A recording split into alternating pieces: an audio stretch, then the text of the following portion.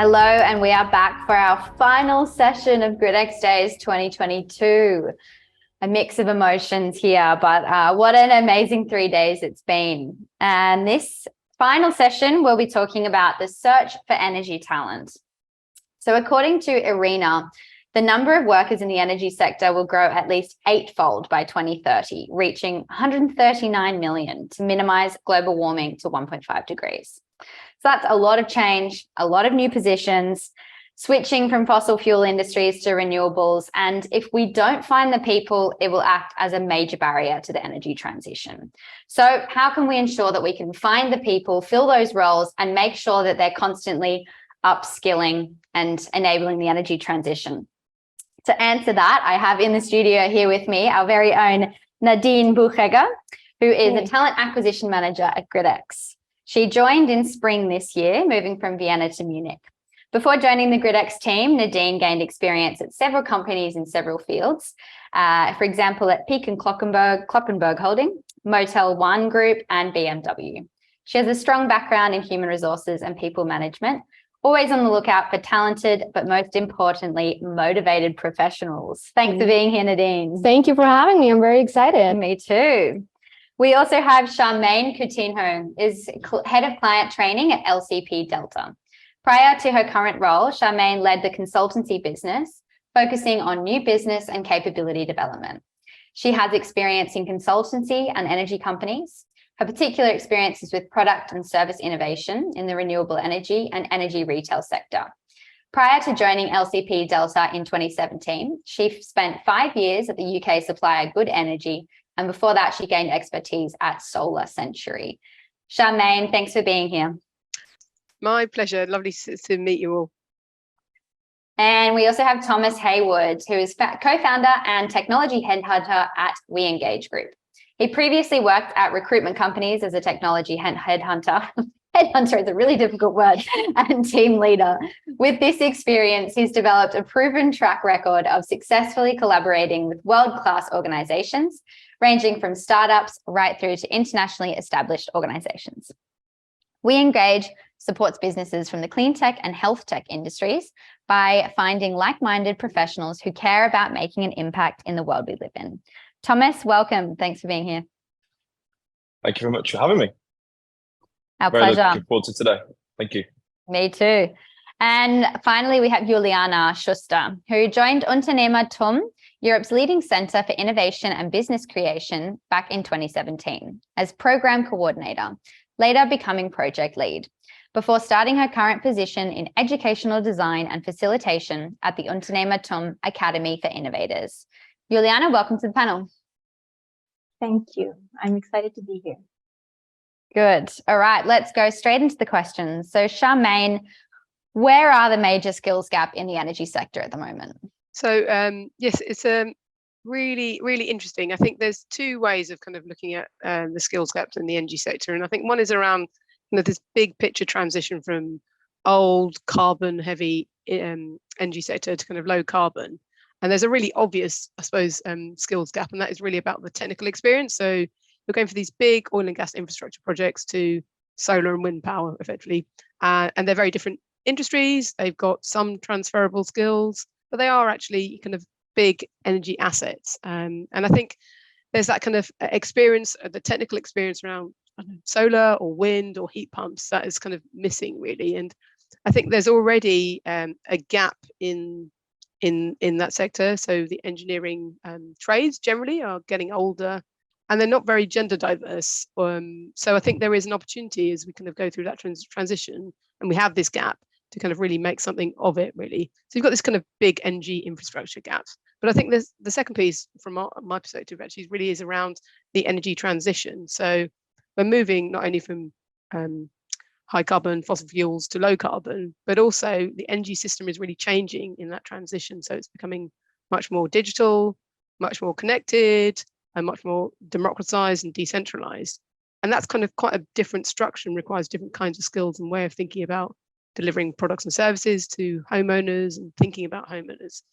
So anyone in the sector now or coming into the sector kind of needs to be much more aware of things like consumer needs and data science and what to do with data. But I think one of the most important things is just understanding the whole scope of the transition. I don't think people who work in the sector can really just focus on, I'm an expert in EVs, and not really think about everything else that's going on in the sector. I think it's much more holistic than that, really. But yeah, so that's what I think the big skills are at the moment. Juliana, would you add anything to that?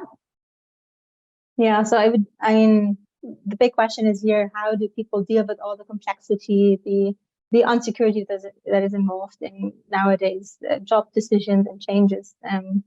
And so what we focus on is actually the entrepreneurial mindset that comes in really handy to deal with this kind of uncertainty, not eliminate it completely, but you have a sort of a process how to go about it. And combine these different fields, bridge between the different fields, and have this holistic perspective on the industry. And to fill the roles that we need, Thomas, do you think we should focus on domestic markets or international talent? So it's a question that's always asked by our customers, particularly. Personally, for me, we should always focus on the domestic market. I think it's fantastic that we should be looking for people, professionals that are in our homegrown kind of talent pools from our home countries, because they are coming out of the education institutions that we have. We should be promoting things like apprenticeships. I think Charmaine mentioned there that there's kind of like an aging population in terms of the skills that we potentially need. So we should be promoting those apprenticeships and working students for organizations that are based inside of Germany or Europe already. And I think it's really critical that we try to retain that talent within our own countries as well, because people do move around, for example. And also it might be a little bit easier to onboard professionals from the domestic market. However, our businesses should be ready to be welcoming to international talent as well. And there is a skill shortage, which might mean that we need to innovate, look at different countries, but also at the same time, make sure our business is set up for success to onboard those people. I think one of the massive advantages to Germany and a couple of other European countries is the fantastic blue card visa that they welcome. It's very easy to obtain due to the kind of standards that you guys have in Germany of accepting people from around the world. But also people want to move to Europe due to the high standards of working, specifically Germany. For example, with the UK, it's significantly harder, mainly due to Brexit, but to other visa difficulties, which means it's much harder to attract international talent into the UK. Do you want to provide a German perspective then, Nadine? Well, yeah, I totally agree. There with Thomas, I think it is very easy to relocate people from the European Union, but as soon as it is outside of the borders, and if there's no, agreement with the country, it's really hard to get people on board. And a lot of people do hesitate even applying, because they know there is a relocation process involved that takes 3 or 4 or 5 months. And I think at this point, it is really important for employers and companies to put a message out there to say, you know what, guys, we know there might be a relocation process involved, but we are willing to wait for you because we believe in your talent. We need your talent on board.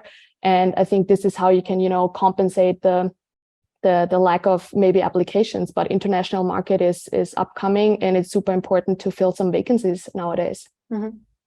And how can we encourage skilled people to make the switch to the energy industry? Well, that's a really interesting question. And I don't necessarily think it's all about encouraging. I think first and foremost, we really need to create awareness of the energy industry and to make sure everyone knows it's an interesting and attractive field of work, not only to energy people, but especially to non-energy people of whom we're talking right now, right? I think there are a lot of people out there that don't even know that there are some profiles that don't necessarily need energy background. And there are profiles in other industries that have very much similarities or parallels that we can, make use of, or that their profiles can easily be adjusted to the energy world. And as soon as that awareness has been created, I think the encouraging can start from a people and culture, from a recruiting perspective. Obviously, it's a two-way street. Candidates need to be bold and need to make the step out of the comfort zone, hand in their application. And then it's all about the recruiting process and the people and culture team to really secure them and give them the commitment that the door is really open for non-energy people to have a fair and real chance in the process. And this is what it's all about. And it's just making them aware that the change into energy is worth it, and that it's really benefiting both parties in the long run. Mm-hmm. And Thomas, what do you think about that one? Yeah, we see a lot of that in software engineering specifically. A lot of companies for the clean technology market do require some type of technical expertise from software engineering or architects, for example. And many of these professionals are coming from finance backgrounds, or they're coming from insurance, for example, and they don't realize that companies such as gridX actually exist. And that's the task of us in the market, to make sure that they're aware that they can apply their skills to the energy market, even if it's a simple things or procedures such as software engineering or architecture, for example. So there's many industries that we see that happening in, where we can, like Nadine mentioned, their profile definitely suits the energy market, but people need to be ready to embrace them and bring them into the market. And Juliana, we talked about educating people so that they know that there are jobs in the energy industry, that there's a lot of potential with the energy industry. How can we educate people about that? I would actually like to broaden and specify. So I would like to educate people to take on positions in, let's say, future fit industries. I mean, energy has been very old, traditional for a long time. So what I would like to encourage people to think about these future fit industries where they can actually make a difference.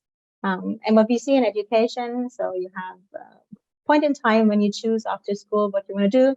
You do an apprenticeship, or you go to university and study. So you have that point of uncertainty. You go for one decision. Oftentimes it's based on what your friends do, the interests you had in school. So it's not that much core to your personality at that point in time. Then you go through your studies and become subject matter in some sense. And at the end of your studies, you have another phase of uncertainty where you don't know what you actually want to do. And you're not aware of different roles, different positions, different career paths that you can take. And I think there is there's a major gap in education that we also try to fill at UnternehmerTUM, because we think that what you really need to do in addition to your hard skills is get to know how to deal with this uncertainty and the complexity that you will find in the job market, and also be aware of your own values, of your own strengths, and have a vision of what you actually want to do with the skills that you get in at university or at your school. So there's a lot of potential out there. I think it's a lot of learning about yourself, so a self-discovery process and a self-leadership process that you will also need in a very fast-paced environment in your job in the future. And so what we try to do here is give students, but also professionals, a safe space at university courses or at education offerings to actually learn about themselves, to learn about their own self-efficacy, which I think is a major benefit if you feel that you can actually make a change in the world. And then you will automatically, in some way, direct your path towards these future fit industries, because you want to make a difference. And as we know, I mean, the energy sector currently is a sector where you can have a huge impact and make a big difference in the world. But you need to have this time and space to actually deal with these questions.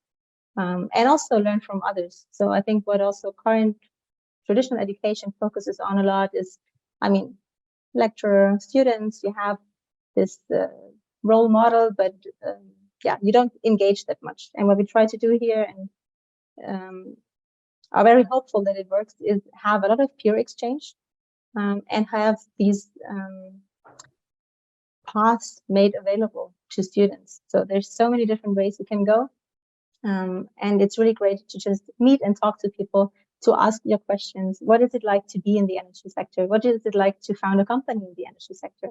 And what is it like to, let's say, work with gridX and be a talent acquisition manager?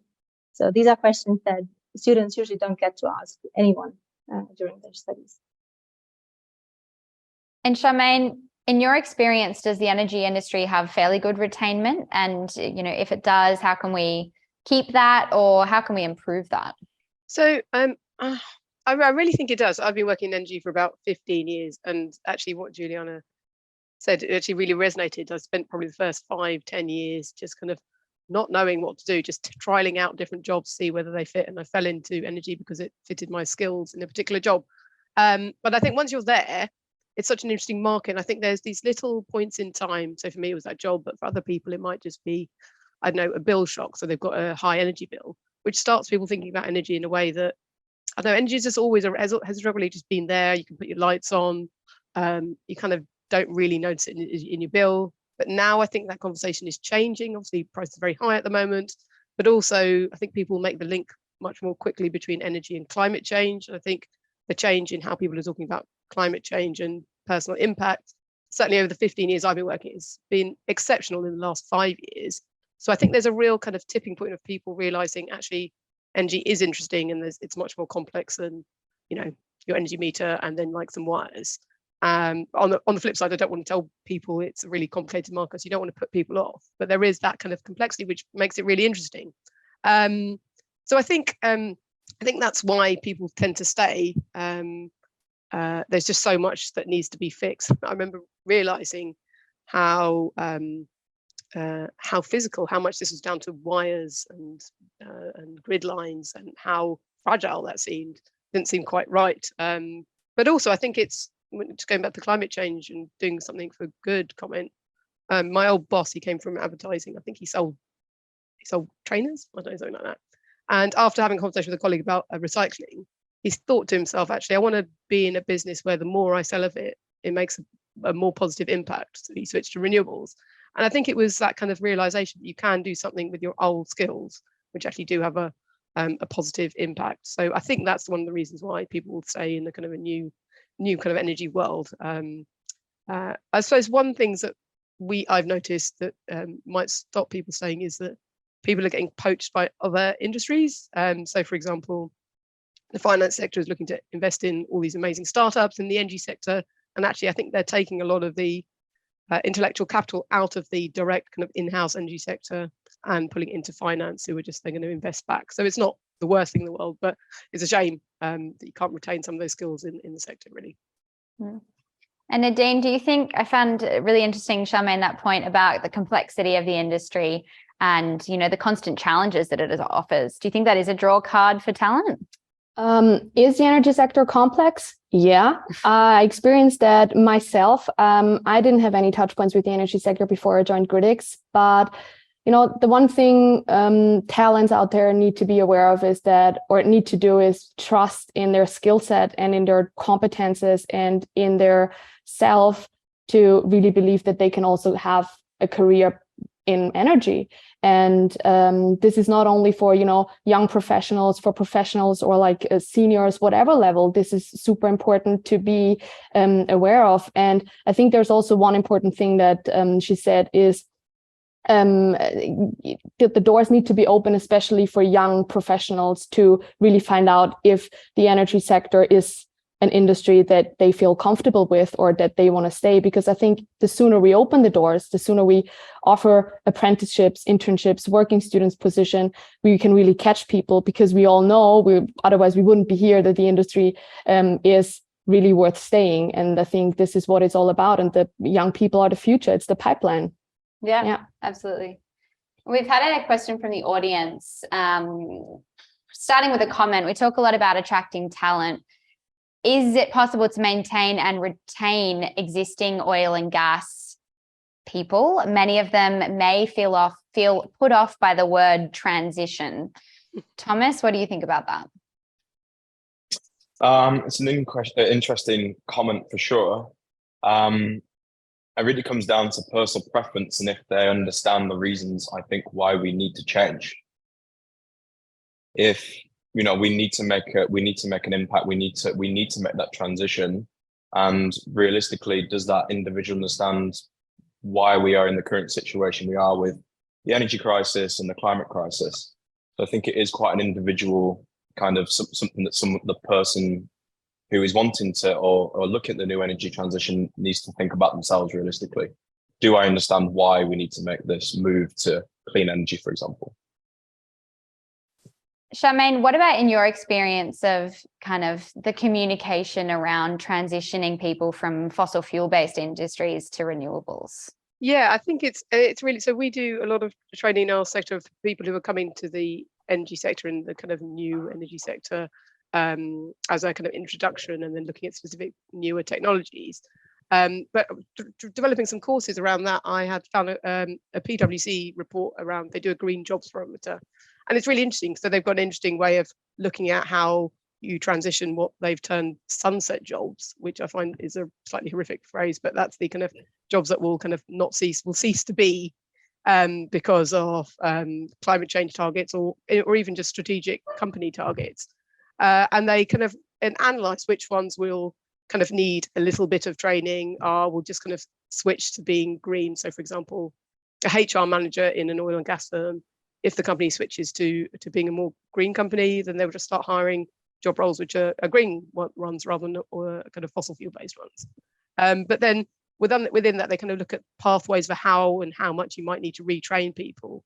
And I think they referenced a statistic which is in Scotland, which has got a very large oil and gas in North Scotland, oil and gas industry. They think that there's about 10% of those jobs that won't be transferable or adaptable in some way to the green technology, which I thought was a fantastic. You know, it's not 50%. We're not talking about 90%. We're talking about 10%.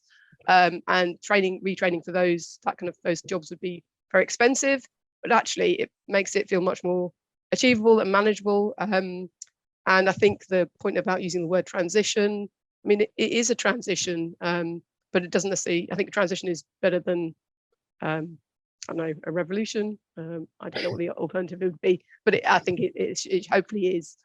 I'm not in that position. I don't work in oil and gas, and I can see the complexities, particularly, you know, the similarities between the reduction in like mining jobs. There's the same kind of fear around that, and that must be a pretty scary thing. But I think there is a lot to be optimistic about, really.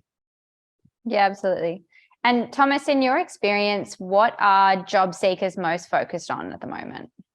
Sure, it's a big question. It's an individual. Everyone obviously is a little bit different on what their personal or what they're currently most focused on. But we're seeing job seekers look for organizations that have a real impact, regardless of the industry that they're going to move into, whether that's kind of solar regeneration, energy, for example. And they want to work in industries that have a real impact. And they're looking for organizations that have a really strong why. They're looking for organizations that really understand the reasons why they are doing what they are doing, and it's really clear.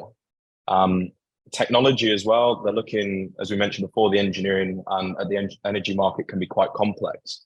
We actually see that as a real positive, because we're seeing candidates wanting to work for quite complex businesses or have complex products, for example, in the energy sector. It helps them gain better knowledge of an industry, and it really tests them. But they're also looking for companies that have really strong leadership as well, and they're looking for organizations that can empower them.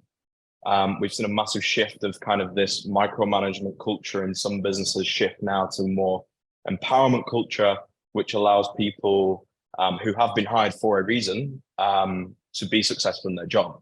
So it's not a directionless management, but we give them some direction, and they creatively come up with solutions and solve the why of what the business is looking to achieve. Mm-hmm.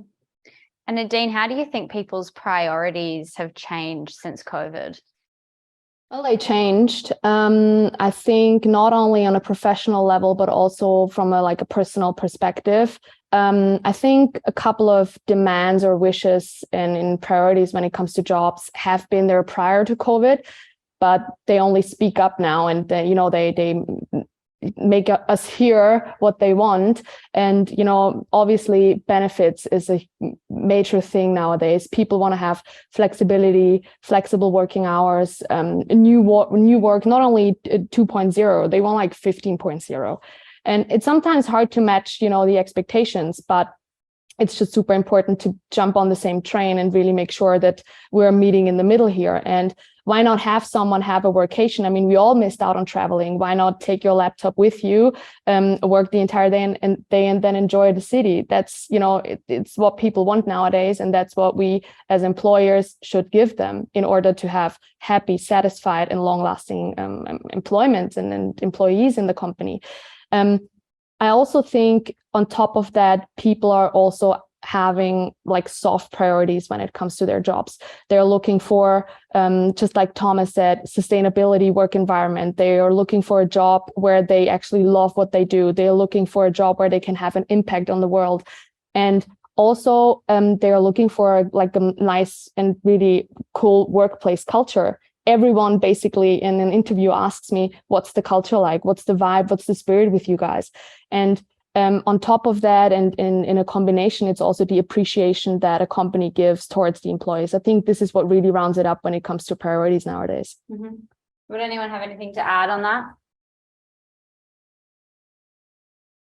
I just have to pretty much echo everything Nadine is saying. From a headhunting perspective, these are kind of the top 10 things that our candidates are looking for. And again, culture is massive. It's something that I didn't add on, but it's huge for people. They want to work in businesses that just get stuff done. I won't say what gridX's slogan is, but it is get stuff done as quickly as physically possible and make a change. Yeah. And Charmaine, obviously upskilling is a really important thing for the energy industry as the pace of change is really rapid. How can we ensure that not only new joiners to the industry have the right skills, but also they maintain these skills as things change? Yeah, I think it's a bit of a challenge because there is that pace of change, and you know, there was a time where you could probably understand everything that's going on in the energy sector. One person could do that, and I don't think that single person can do that. So I think what we've seen is a lot of internal knowledge exchange, so people doing kind of informal, kind of almost like peer-to-peer training.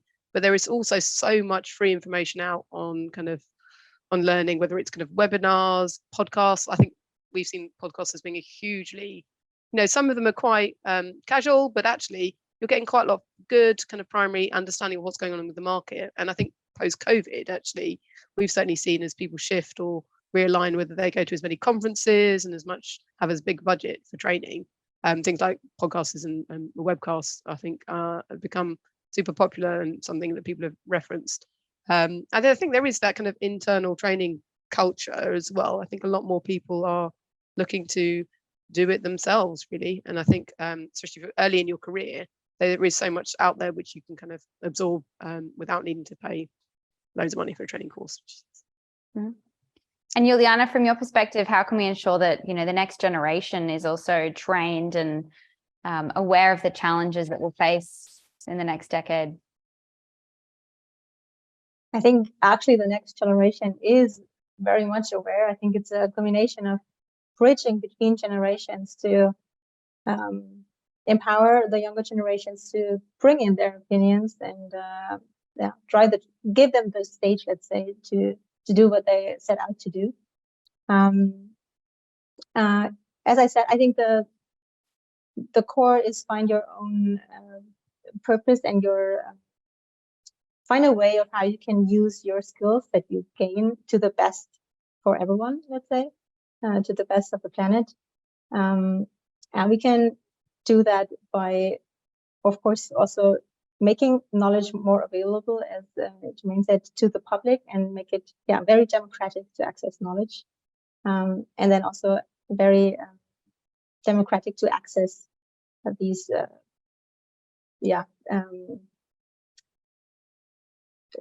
leadership trainings and an approach and a perspective on how you lead yourself and others throughout the upcoming years, because this is going to be a very challenging time for all of us. So we also have to be very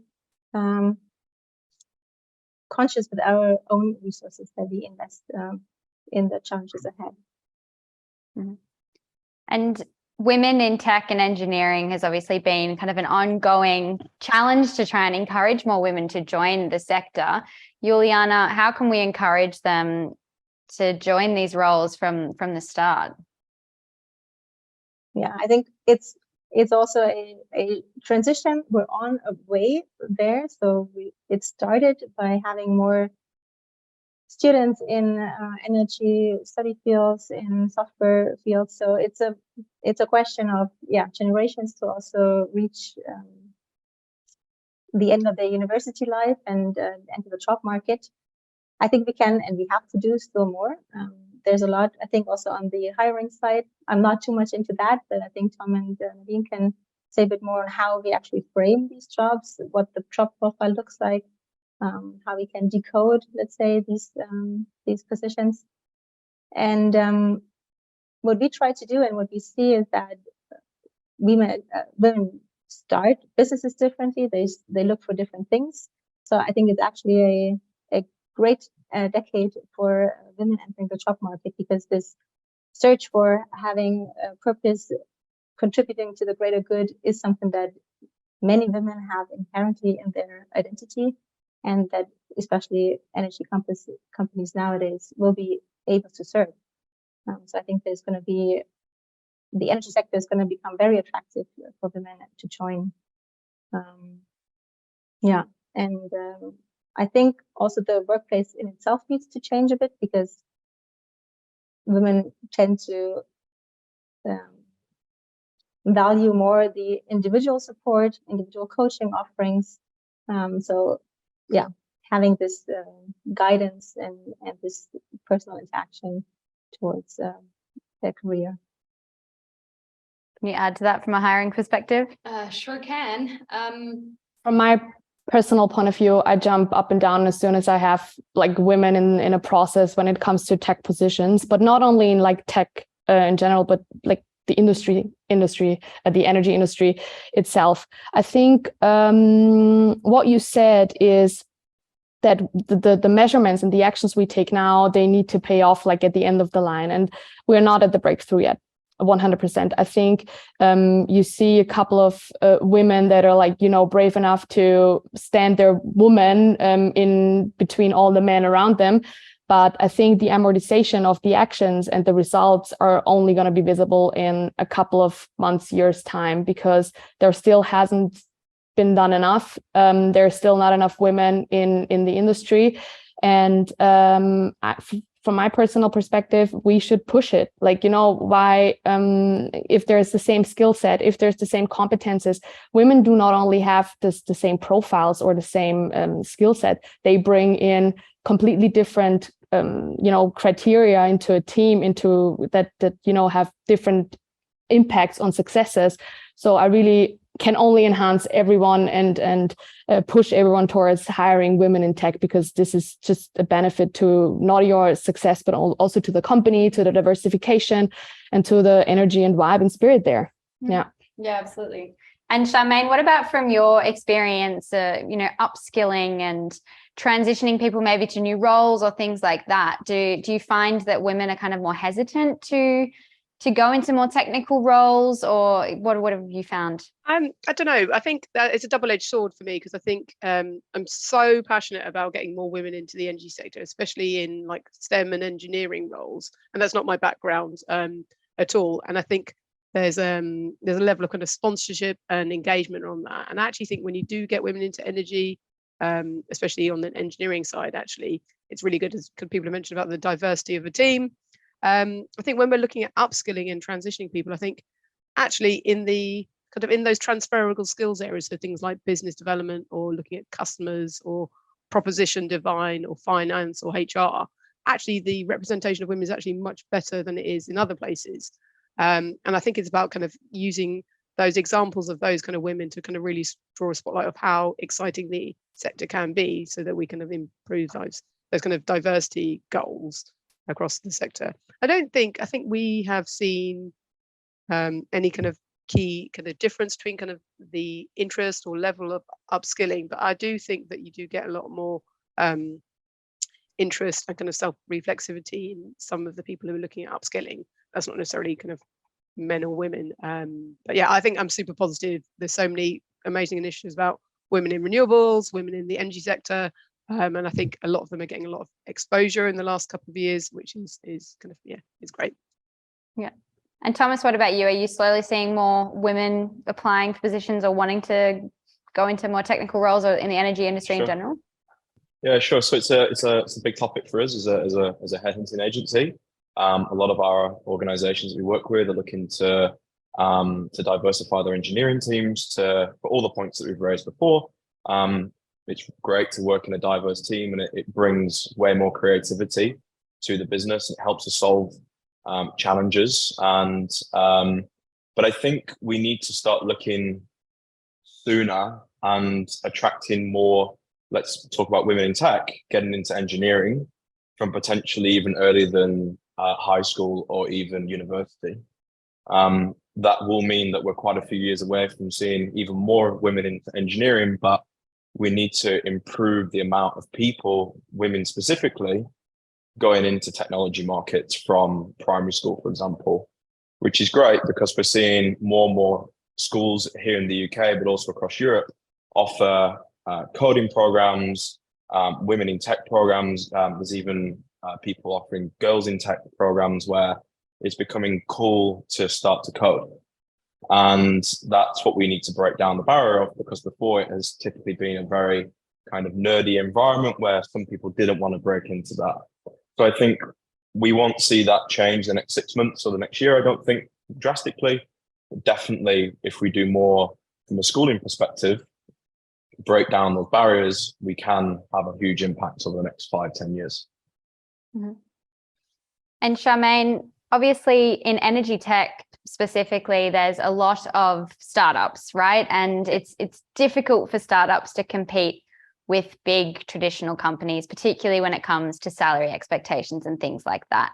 How can we kind of navigate that as so many startups and scale-ups dominate the market? You know what? I really wish I had the answer to that question, because I'm sure everyone at LCP Delta would like that. I mean, I think in the last year or two, and talking to kind of our networks in the market, so we research with a lot of startups, and the kind of salaries people are expecting at maybe like a junior, mid-level, analyst level are probably, I don't know, 20 to 25% what you might have expected a year ago, if not more. So I think that just shows that there's kind of a lack of availability of candidates in the market. I suppose the whole purpose of our conversation today. But in terms of how can like a startup compete with a big company, well, I think it's Tom that mentioned starting with the why, like what is the company doing? I think really emphasizing that culture, the kind of mission-based element to it. That kind of offsets those salaries. Any potentially kind of getting in on a startup right at the beginning of the journey is such an amazing place to be. And I do think people who are coming into the job market now value those kind of elements much more differently than, say, people 20 or 30 years ago did. So I think it's quite positive to have to kind of emphasize all the other benefits that smaller companies bring, particularly when it comes to being to opportunities to develop more quickly, being a big fish in a kind of slightly smaller pond. I think it just suits some people better. But on the flip side, actually, it's amazing those kind of large companies, if they can pay these people more money and those people can get to work quicker, they have the opportunity to scale and change the energy sector as quickly as we need it to. So whilst I sit in the kind of small company sector, I think it's amazing that they're both being able to do that. But our HR manager and Nadine, you probably argue differently when it comes to salaries. It's a tough one. We kind of really try and emphasize that kind of upskilling you can do with people, and that's actually really valuable to people, especially at the beginning of their careers as well. Thomas, would you add anything there from your experience? I think you covered absolutely everything there, Charmaine, at the end of the day. But I think there's something else that we've kind of seen is it's now a very level playing field. Previously, people would want to work for large corporations, so they have it on their CV. They go to Deloitte from the university or to Accenture, for example, and they thought that these companies kind of held the keys to their future career. But now we're seeing some smaller organizations have way more to offer from a technology perspective. And it definitely is now a significantly more level playing field where we're seeing candidates contact saying, I don't want to work for a big company anymore. I want to do something cool. I want to innovate, and I want to be that smaller fish in a bigger pond. But it's a huge opportunity for us as a business to succeed. Yeah, absolutely. Thanks, Thomas. And we've had a question from the audience from Conrad asking, what's your best advice for lateral entrants trying to make their step into renewables? Nadine, what would you say? Well, just like I said, be bold. Try it out. No one knows if you're a good match with the energy industry. That's for you to find out. But just be bold enough and take the step and try things out with a recruiting process. I mean, Thomas just said it. There's so many startups and scale-ups that are currently revolutionizing the energy sector, especially when it comes to renewable energies. So I think it's worth a shot. And if you don't like it, then don't do it. But I'm 100% convinced that you will definitely find your way into any startup or scale up if you bring the right motivation and if you want to have an impact for the future and for our planet. Charmaine, what would you say? Well, I think I'm going to steal a point from Juliana here. It's just maybe just take a few minutes to really think about what your skills are. If you haven't got a background in the energy sector, think about what skills you think you have, and then go and try and find a role that fits those. Because the energy sector, we've said it's complex, it's hard, blah, blah, blah. You can learn that, it might take you 10 years, it might take you 6 months, it might take you a week, but actually being able to kind of deploy those skills irrespective of the sector is kind of the most valuable thing for any organization. And I think you have so many startups in the energy sector where the founders don't have any background to energy. And actually that difference of thinking is super valuable, I think. Yeah. We have another question from Jobin. I'll direct this to Thomas. What trends are you seeing in post-pandemic world when it comes to remote work? Are employers still open to 100% remote work, especially when it comes to attracting talent who are not co-located in the same city or country? Yeah, it's a great question. And it's one that is a real hot topic right now, as we're seeing some industries move their people back to the office more. That could be because of kind of the times that we're in regards to the economy. There's still a huge kind of thought out there from some CEOs. I can't give the exact statistic, but some CEOs have previously said, I think it was in a PwC kind of survey, they didn't feel like their employees might be as productive at home, right? But we definitely proved in the pandemic that we are. So I think that's the first point. However, we're still seeing a lot of appetite for remote workers and companies still offering remote working. We're seeing more and more companies. We actually don't have any customers right now. They're in the office 5 days a week. So I think that's a real advantage to everyone for home working, for work-life balance and these things. But still, there are companies choosing this remote method first. And I think that's absolutely fantastic. The difference is we're seeing some candidates after two years of being at home now want to kind of move back to the office, which is interesting. I didn't think we'd see that shift so soon, but now we're seeing more and more candidates saying to us, well, 1 or 2 days in the month in the office could be good. And then other candidates saying to me 2 or 3 days in the week could be good. So it's definitely changing ever so slightly, but those remote companies are still out there and they're getting better and better at remote working as we gain more knowledge on how to do that properly. Did you add anything there, Nadine? No, nailed it. 100% agreed. Nice. Thank you. Juliana, I wanted to ask you a little bit more about kind of marrying entrepreneurship and, maybe harder skills. What are some of the challenges you see there? And what advice would you give to someone who wants to kind of do that or combine those skills?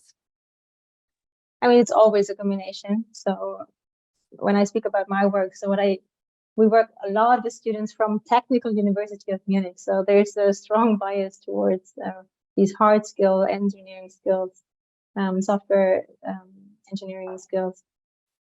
And in marrying these two elements, I think it only becomes, so what you have in university a lot is you learn the hard skills, but you don't actually practice them. So I think combining entrepreneurship with these normal study programs is actually the one place where it gets real and you feel what you do. So for the first time, oftentimes the students experience what it's like to be in an engineering role, but also have the holistic view of starting a new project, starting a new company. So I think it definitely needs both. And there's going to be few roles in the future where we don't need the entrepreneurial skills and the mindset, at least the mindset, be it in your company or starting your own company.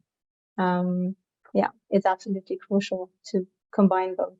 And students come to us and they do a first course, so get some inspo of what it's like, and then they want to continue. So especially if you are the prototyping guy and you really want to get things done and build stuff, I think that's a fantastic opportunity to do that as part of your studies, and explore and explore and explore and learn about yourself, and then see where it takes you afterwards.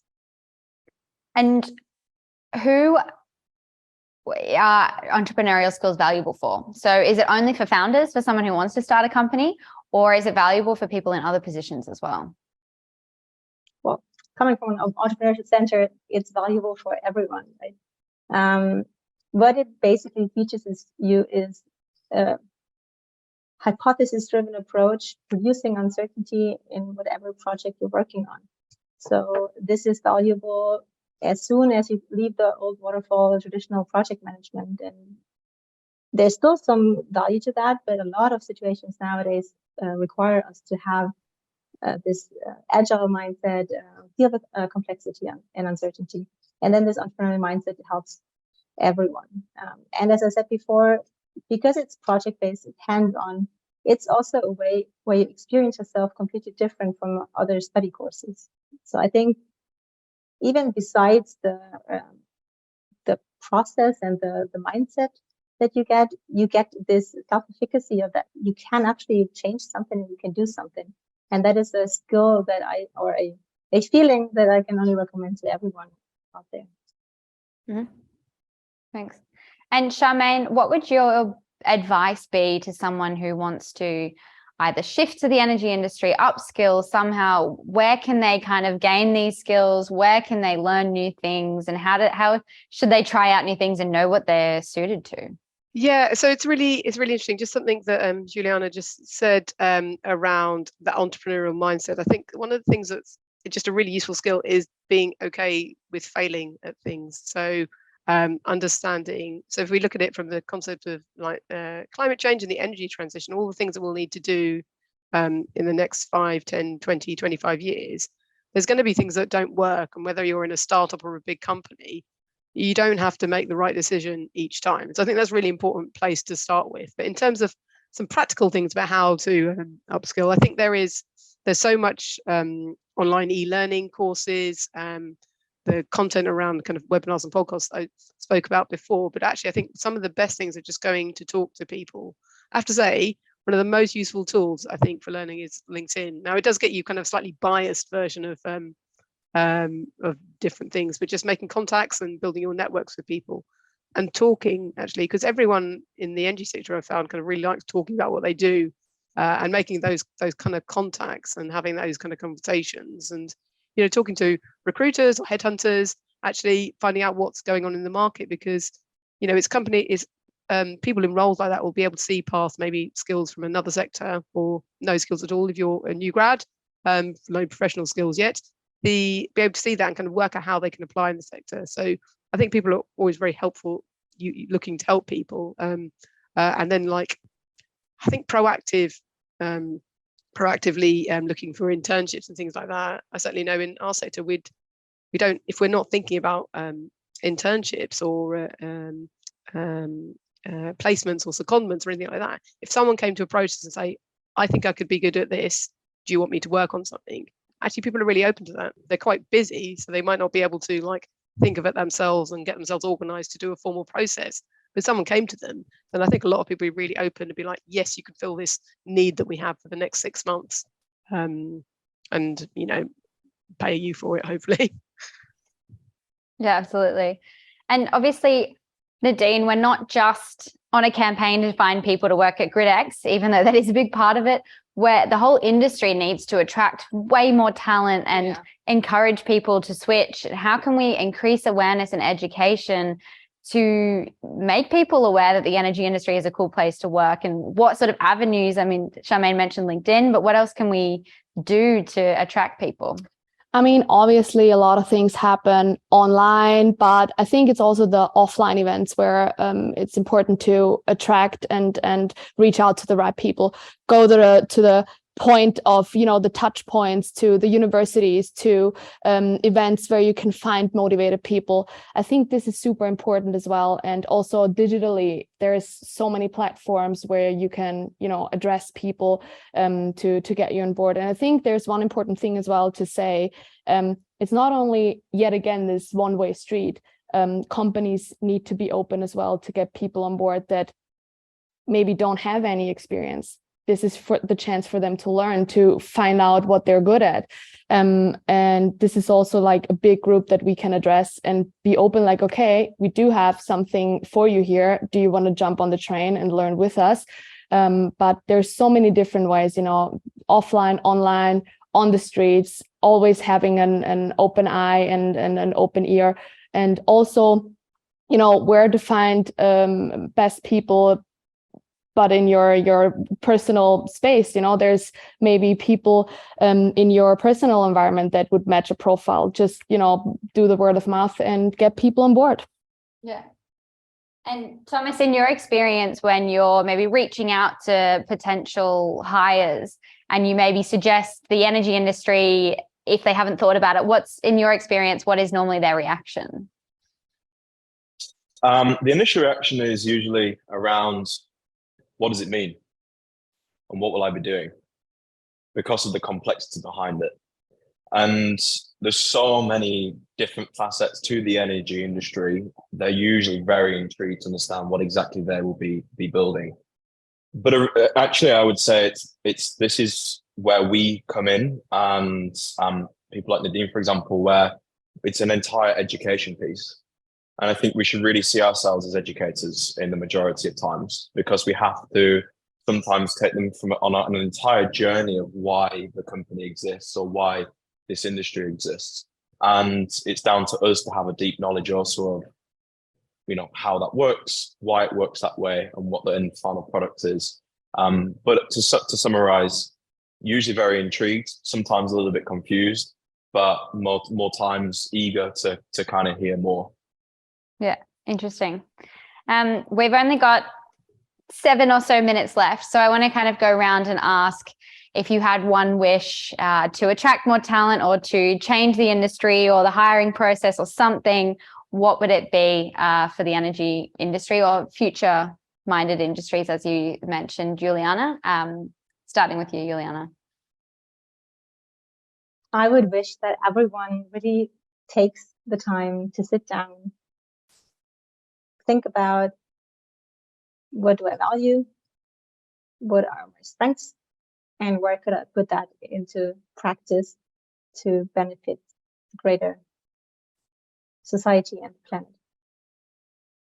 Absolutely, thanks. And Charmaine? I think I would go to the opposite side, to everyone like us who's involved in the energy sector to be enthusiastic, positive, and show the potential and the excitement that the exciting kind of careers you can achieve in the energy sector, and that there's something probably for everyone. Yeah, nice. And Thomas? I would want companies to be significantly more open to hiring different skill sets and potentially adapting their internal process to accommodate that person.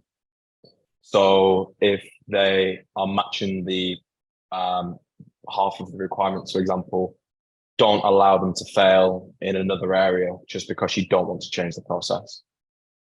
Be very open-minded is what I would say. Mm-hmm. Nadine? I'm with Thomas on that. I think companies and especially recruiters every now and then need to think about the other perspective, think about what are they expecting, maybe what do they worry about because what they're missing in their skill set.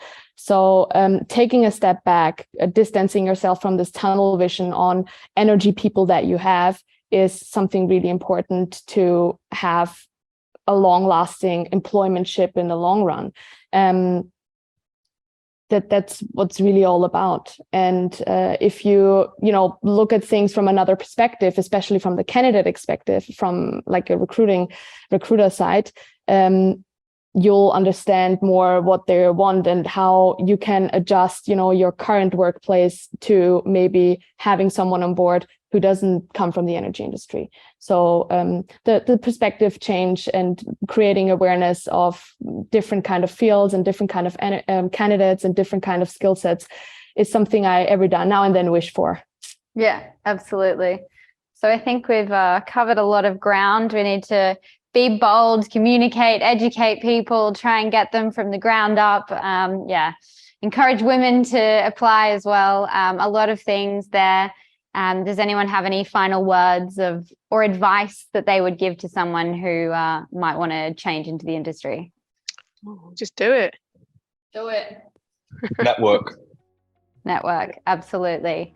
Well, thank you so much, all of you, for another insightful discussion, and sadly our last discussion for gridXdays 2022. So we have had a huge range of discussions over the last 3 days. I think there's been 17 sessions, and it's been about 17 hours of interviews and discussions and panels. So what a range. It's been an absolute pleasure for me to ask all of the questions, moderate all of the sessions. I've learned a lot, and we will be posting all of the videos online on YouTube in the coming weeks, and we'll post that on our LinkedIn. Follow us if you want to rewatch all of the content, including this session. And we will definitely have gridXdays back again next year, probably in November next year. So stay tuned for updates. We can't wait to do it all again, and utilize all of this content that we have from people. Thank you again to all of our panelists for joining us today. Thank you very much. Thank you, everyone. All right, over and out. That's the end of gridXdays 2022. Thank you, everyone. Woo.